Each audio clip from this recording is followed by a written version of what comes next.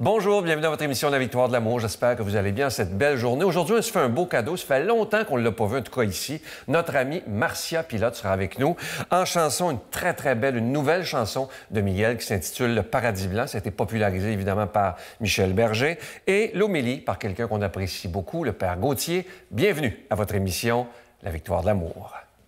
Un seul geste de toi viendra mon secours.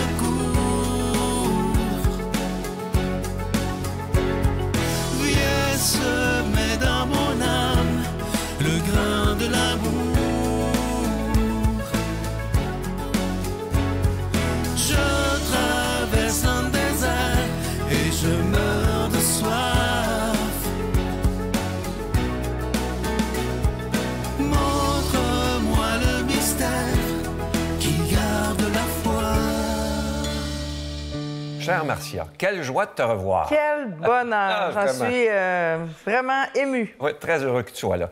Écoute, tu as sorti un nouveau livre qui est absolument magnifique, qui s'intitule « Ce qui rend ma vie belle ». Oui, ça sort ces jours-ci. Oui. Là. Il y a 10 ans, il y a une productrice de télé qui t'a demandé de résumer ton titre. Et toi, tu avais répondu, j'en reviens pas comment c'est beau, « Moi, mon métier, c'est vivre ». Oui, on me demandait de faire un résumé en quelques lignes pour une émission de télé sur laquelle je faisais des chroniques. Puis j'étais pas capable, j'étais incapable. Bon, qu'est-ce que je suis, moi, dans la vie? Oui, une animatrice parfois, une autrice parfois.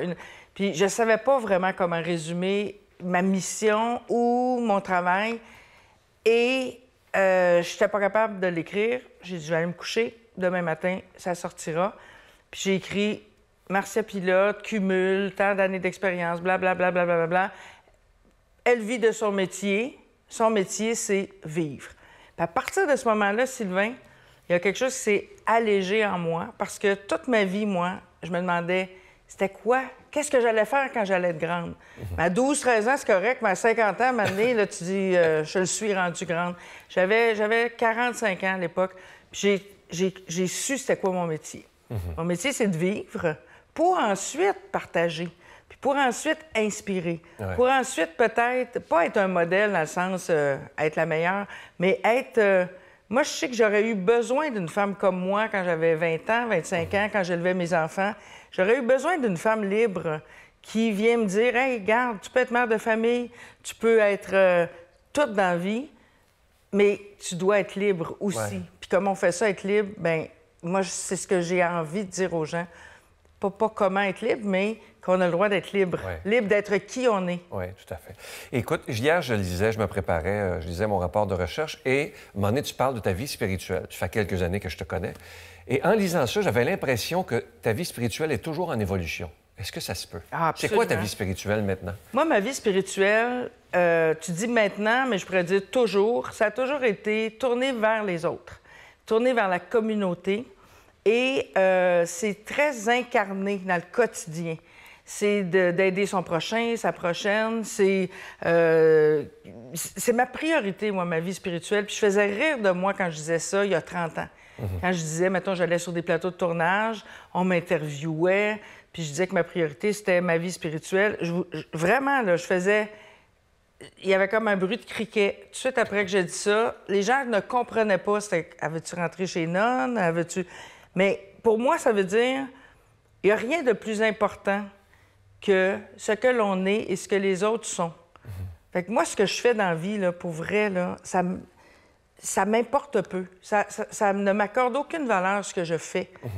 C'est ce que je suis, puis qui les autres sont. Puis en ma présence, je veux que les gens, quand même que je passe 5 minutes ou 2 jours ou 2 ans avec quelqu'un, je veux que cette personne-là, à chaque fois qu'on est ensemble, puisse dire « j'ai pu être qui je suis ».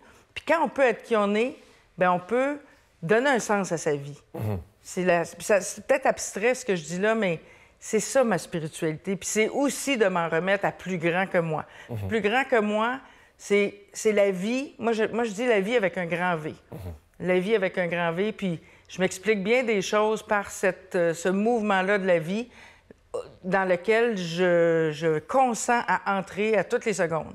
Le mouvement de la vie. Puis je ne sais pas où il va me mener. Il y a une affaire qui me touche beaucoup chez toi. Je disais ça hier, je dis, mon Dieu, que c'est beau. Un exemple, tu es au restaurant avec quelqu'un et tu vois une dame seule. ça te dérange pas, tu dis, ben, viens manger avec nous. Bien, moi, c'est sûr. Chaque fois que je vais au restaurant avec mes filles, puis elles étaient petites, puis c'était ça, au lieu de prendre une table à 4, on était 3. Au lieu de prendre une table à 4, je prends toujours une table à 6. Puis on finit, rendu au dessert, on est rendu 6. Puis des fois, même, on colle une autre table parce que... C'est beau, hein, ça? Bien, c'est parce que un souper avec mes filles, je peux faire ça tous les jours à la maison.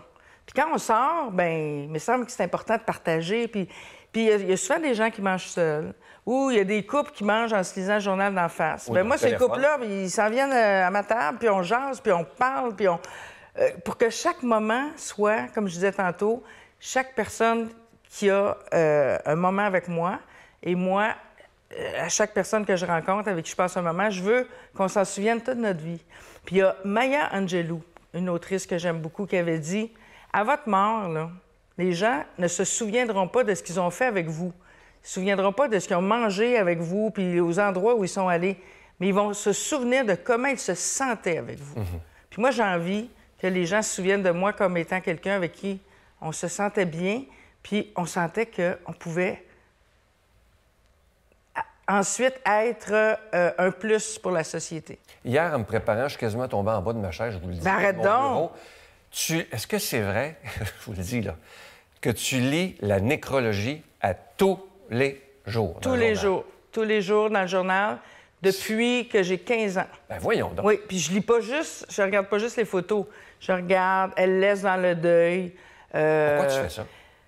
Parce que ça me reconnecte au fait que je suis mortelle. Puis ça me reconnecte au fait qu'à un moment donné, c'est ma photo qui va être dans le journal. Arrêtez, my God. Non, mais je veux dire... C'est vrai, pareil. Mettons, Ça, là, ben, comme ce matin, là, une femme née en 1967. Je dirais pas son nom, là, pour garder le... Donc, une femme, 1967, je suis née en 1967. Cette femme-là, là, elle laisse dans le deuil 3 enfants. Elle laisse dans le deuil 2 petits-enfants. Mais cette femme-là, là, peut-être qu'elle venait de prendre sa retraite. Peut-être qu'elle se disait, hey, plus tard, là, quand je vais prendre ma retraite, je vais... Mais elle ne savait pas qu'aujourd'hui, en ce mois d'octobre, bien, elle ne serait plus sur la Terre. Mais ça, je trouve qu'il faut toutes les secondes, qu'on sache ça. Comme ça, on va la vivre, notre vie, comme on l'aime, puis on va la vivre, notre vie, avec qui a du sens. Puis on va arrêter de dire, bien, à un moment donné, je le ferai. Ou à un moment donné, j'aurai le courage de... Ouais, on n'aura jamais le courage de... Tu dis aussi que, parce qu'on vient de parler de la nécrologie, que tu cohabites beaucoup avec tes décédés. Oui, les êtres chers. Oui. Tu leur parles? Ah, je leur parle. J'ai un petit... dans mon bureau, j'ai aménagé un petit espace où j'ai les photos de tous les êtres chers qui ne sont plus de ce monde. Puis je leur parle, je leur demande conseil. Tu me parlais tantôt, tu me demandais, Sylvain, ma spiritualité, c'est beaucoup aussi dans ces choses-là, invisibles, mais si tangibles. Je suis certaine que les personnes qui nous écoutent comprennent ce que je veux dire. C'est quand on a aimé un être, on ne peut plus l'appeler, on ne peut plus aller luncher, on peut plus, mais on peut autrement. Puis moi, ce autrement-là, il est très important dans ma vie. Il me donne des réponses, il me donne aussi... il me donne du courage, puis je leur parle, je leur pose des questions, puis des fois je pleure, puis j'ai de la peine, je m'ennuie. Mais ça apporte à ma vie une dimension qui est difficile à décrire, mais qui donne un sens à ma vie. Tu dis que tu ne crains... Ça, c'est rare dans notre société. Tu ne crains jamais le manque. Jamais. C'est Jamais, chose, jamais, jamais. Moi, j'ai pas peur de manquer d'amour, j'ai pas peur de manquer d'argent, j'ai pas peur de manquer de nourriture, parce que je fais une confiance énorme. J'ai toujours été comme ça, tout le temps. Moi, j'avais 19 ans, Sylvain. C'est une richesse, hein, vraiment. Bien, c'est une richesse, mais c'est une obligation aussi, si on veut avoir une belle vie. Parce que, imagine le nombre de fois où les gens, quand on a peur de manquer de quelque chose, ça a un impact sur notre énergie, sur notre anxiété. Puis moi, j'ai choisi, puis je me souviens, je l'ai choisi, ça. J'avais un bébé, j'avais 19 ans, j'avais pas un sou. Ça allait pas bien avec le père que je connaissais depuis 2 mois. Tu sais, c'était vraiment... J'étais dans une situation où j'ai eu un choix à faire. Soit que je m'inquiète puis je me mets à paniquer, ou soit que je dis, bon, ben là, à partir d'aujourd'hui, là, moi, je m'abandonne. Je laisse la vie me dire où aller pour avoir tout ce que je veux dans la vie. Puis quand je dis tout ce que je veux, c'est rien de matériel. Mais c'est ce dont j'ai besoin pour faire une différence dans la vie des autres. Parlant de matériel, ça surprend toujours les gens. Ah oui? Saviez-vous ça qu'elle ne fait jamais de cadeaux, ni à ses enfants, ni à personne? Ah, je pensais que tu disais, savez-vous ça qu'elle fait poubelle? Ah ouais, ben... Oui, ça, on va en parler plus tard. Non, moi, je fais aucun cadeau. C'est contre mes principes. Pourquoi? Parce que je fais beaucoup de cadeaux en temps et en expérience.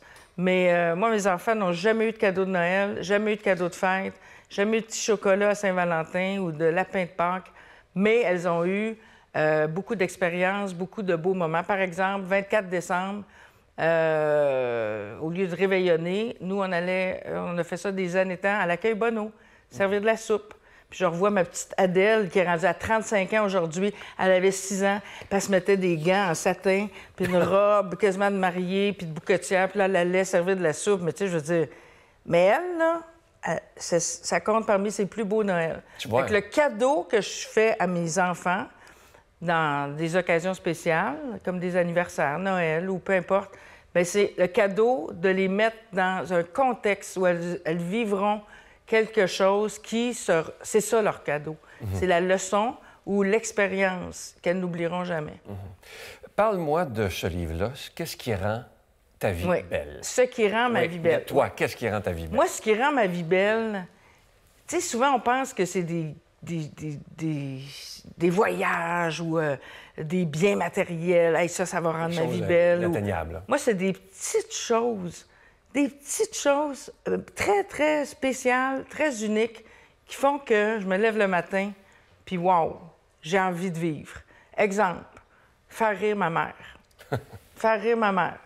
Moi, quand je vois ma mère, on se voit souvent, si je ne l'ai pas fait rire, mais rire, là, pas juste rigoler, là, ricaner, mais rire, là, rire à en perdre son dentier, mais elle porte pas de dentier. Fait que, non, elle n'aimera pas ça que je dise ça parce qu'elle a ses vraies dents. Mais faire rire ma mère. Ensuite, qu'est-ce qui rend ma vie belle? Ne pas avoir de plan. Moi, j'ai pas de plan dans la vie. J'ai jamais de plan. C'est sûr qu'il y a des obligations puis il y a des choses qu'il faut placer à l'agenda, mais ça rend ma vie belle, ne pas avoir de plan. Faire du popcorn au chaudron. Tu t'as essayé ça, Sylvain? Oui, mais j'en fais plus. Au chaudron, pas au micro-ondes. Ça rend ma vie belle. Là, je me fais ça le vendredi soir. Là, je veux dire... Dans le fond, tout est simple. Des choses très simples, mais très personnalisées aussi. Puis si je demande aux gens, qu'est-ce qui rend votre vie belle, au-delà de, bon, les gens qu'on aime et prendre notre petit café le matin, ça oui, mais quelque chose que seul vous faites de cette façon-là et que si on vous enlevait ça, il manquerait de saveur à votre vie. Et qu'est-ce qui fait de l'autre côté, mais là, ça serait plus général pour tous les êtres humains, qu'est-ce qui fait que notre vie, elle est moins belle? Quand on manque de confiance. Parce que la vie est toujours belle, même dans les moments difficiles. Puis je dis pas ça pour me convaincre. Moi, j'ai toujours ressenti ça. Je suis capable de voir la pertinence, la beauté, la connexion, même dans des moments très, très, très difficiles. Puis moi, le monde pense que j'en ai pas de moments difficiles. Ah, toi, on sait bien, hein, c'est facile. Non. C'est juste que je me plains pas. Puis je vois mes moments très difficiles comme étant des opportunités de les vivre à fond pour ensuite peut-être aider des gens. Puis des fois, là, Sylvain, là, je vis des moments difficiles, là, puis pendant que je les vis, ce qui me donne du courage, c'est de savoir que je vais les écrire après. Puis que ça sera lu, puis ça va aider ne serait-ce qu'une personne. D'où ça te vient, ce talent? Parce que tantôt, je voyais tous les livres que tu as écrits. Ça te vient d'où, ce talent-là? Parce que tu écris bien, là, ça, faut te le dire. Merci. Ça me vient d'où? Ça me vient... Je sais pas. Je suis pas capable de te répondre. C'est quelque chose que j'ai toujours développé depuis que je suis tout petite. C'est pas tant le talent d'écrire que j'ai, je pense. Parce que je l'ai, oui, mais c'est le talent d'observer la vie puis d'écrire la vie. Et de le mettre en mots simples. Exactement. On revient à ce qu'on disait au début. C'est le talent de vivre. J'ai le talent de vivre. Tu sais, puis comment ça se fait que tu as le talent de vivre? Bien, c'est un élan, c'est une passion pour la vie, c'est un... Pour moi, c'est même pas négociable. Je peux pas passer une journée, me coucher le soir, puis me dire « Oh, elle a été ordinaire, cette journée-là. » Et dans la gratitude, finalement. Ah, tout le temps. J'aurais passé plus de temps avec toi. Bien, certainement. J'invite les gens à lire ton livre qui est magnifique, qui s'intitule « Ce qui rend ma vie belle » aux éditions Béliveau. Et je t'offre une très belle chanson interprétée par Miguel, qui a été composée par Michel Berger, « Le paradis blanc ».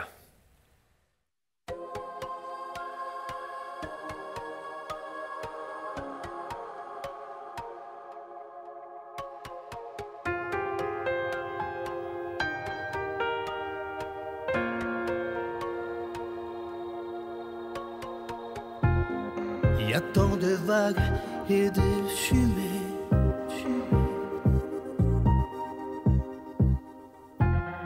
qu'on n'arrive plus à distinguer le blanc du noir et l'énergie du désespoir. Le téléphone pourra sonner,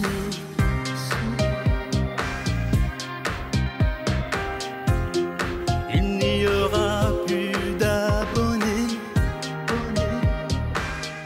et plus d'idées que le silence pour respirer, recommencer là où le monde a commencé.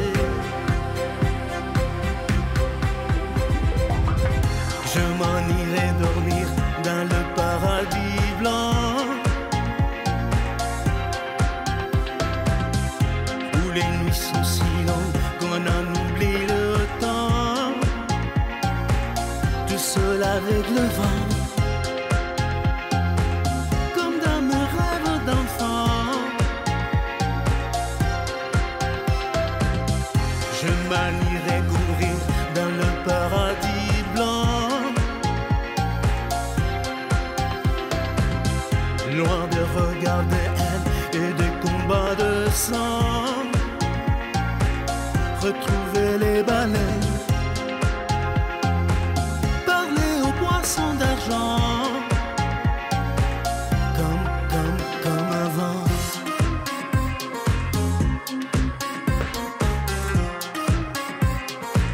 Comme avant.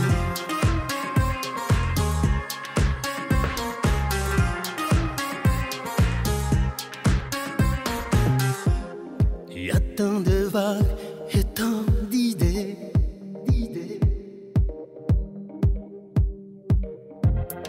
qu'on n'arrive plus à décider le faux du vrai. Et qui aimait ou condamné, le jour où j'aurais tout donné,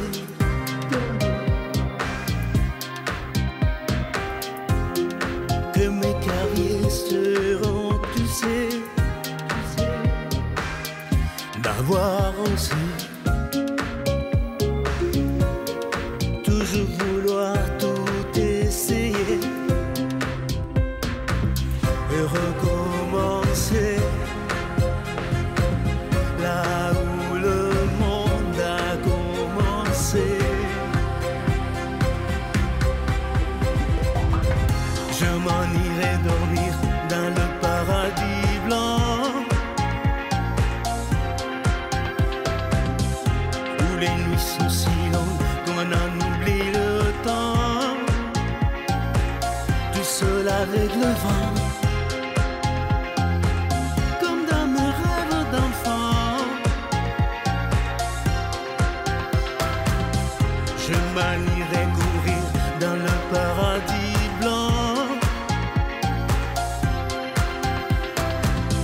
loin de regards de haine et de combats de sang, retrouver les baleines, parler aux poissons d'argent, comme avant.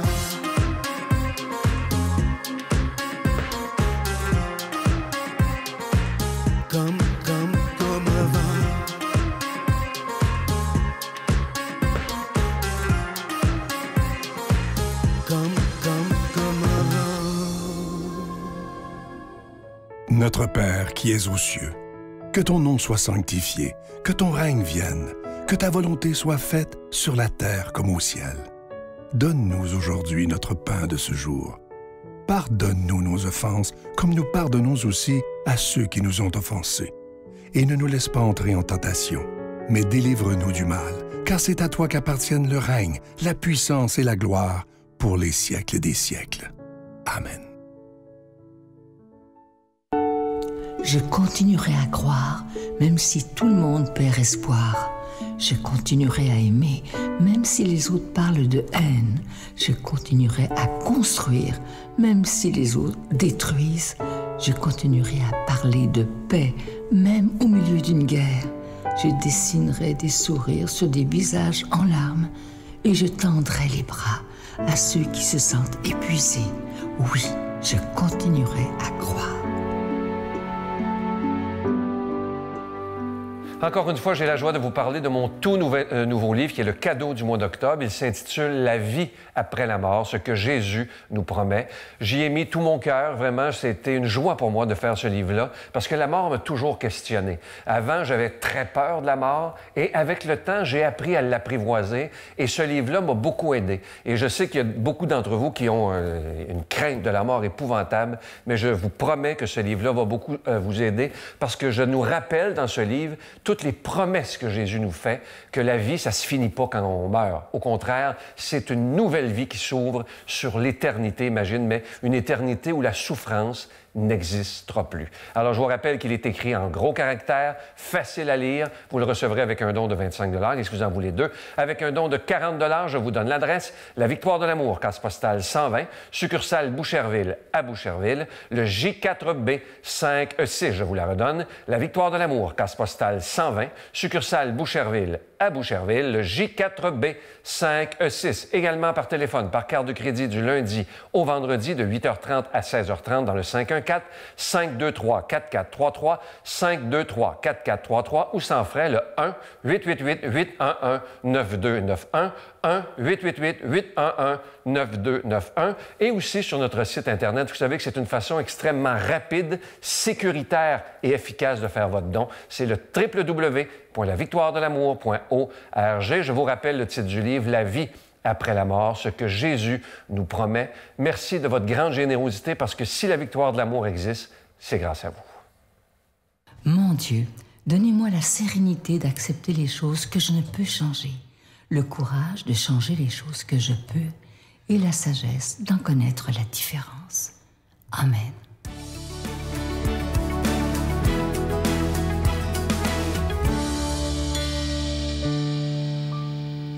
Bon dimanche, frères et sœurs. L'évangile qui nous est donné aujourd'hui, c'est l'évangile selon saint Luc, au chapitre 18, versets 1 à 8. Jésus leur dit une parabole sur la nécessité pour eux de prier constamment et de ne pas se décourager. Il leur dit, il y avait dans une ville un juge qui n'avait ni crainte de Dieu ni respect des hommes.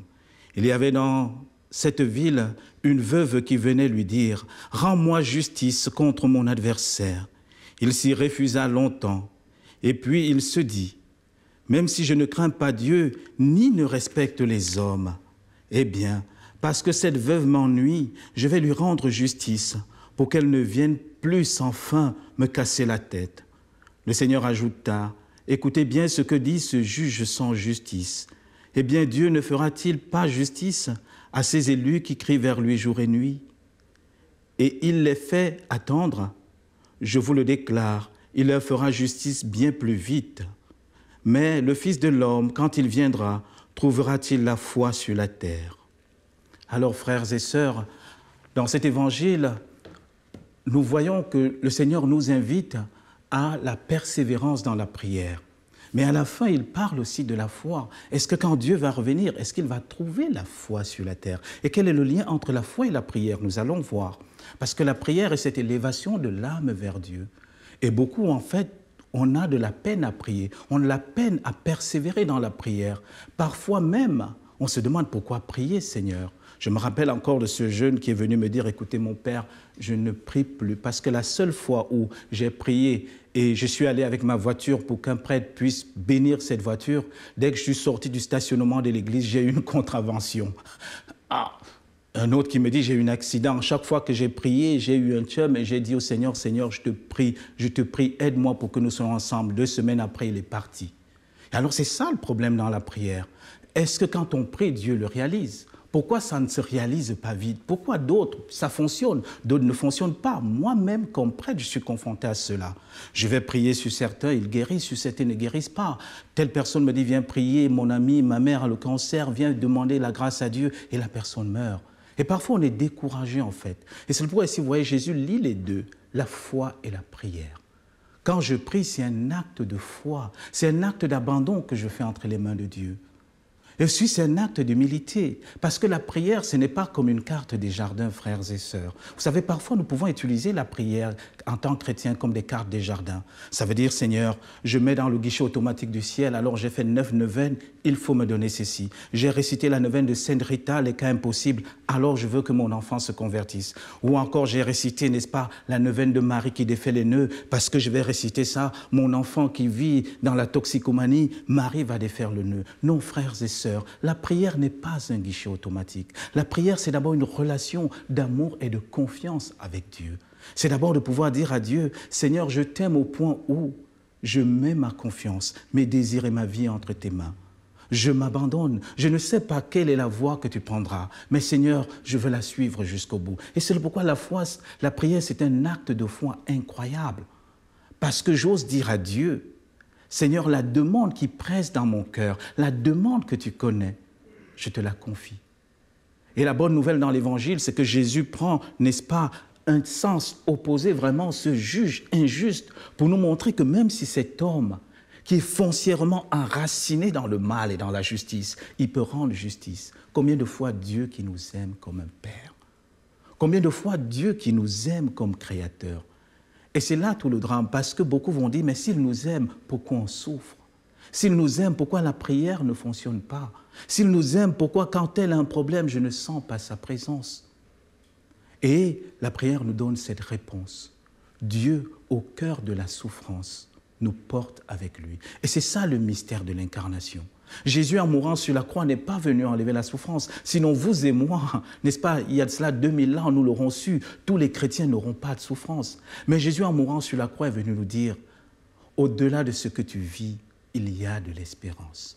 Au-delà de la souffrance même de cette maladie, si tu la portes avec moi, il y a une lumière dans ta vie. Au-delà de la brisure familiale, de la brisure dans ton corps, dans ta chair, dans ton âme, il y a l'espérance si tu m'associes à ça. Et c'est ça le mystère de la foi. Et c'est pourquoi vous voyez, Jésus lie les deux. Si je fais ma prière dans la foi, c'est-à-dire dans l'abandon total, alors Dieu est avec moi. Mais ce n'est pas facile. Et c'est pourquoi Jésus demande de persévérer. Jésus nous demande de tenir bon. Parce que vous comme moi, nous sommes dans une génération speed. On veut tout directement. On veut tout maintenant. Et peut-être la grâce aussi que le Seigneur nous demande ce dimanche, frères et sœurs, c'est d'entrer dans cette humilité, cette persévérance dans la prière. Alors prions le Père des pauvres, l'Esprit Saint, pour qu'il nous aide, nous tous, à entrer dans cette prière. Et que le Seigneur vous bénisse, qu'il vous comble de sa grâce et de ses bienfaits. Au nom du Père et du Fils et du Saint-Esprit. Amen. Je vous salue Marie, pleine de grâce. Le Seigneur est avec vous. Vous êtes bénie entre toutes les femmes. Et Jésus, le fruit de vos entrailles, est béni. Sainte Marie, Mère de Dieu, priez pour nous pécheurs, maintenant et à l'heure de notre mort. Amen.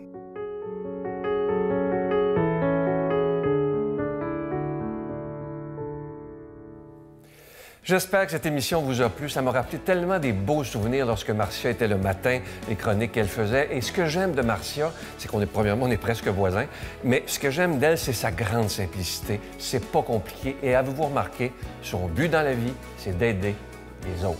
À demain. Bye.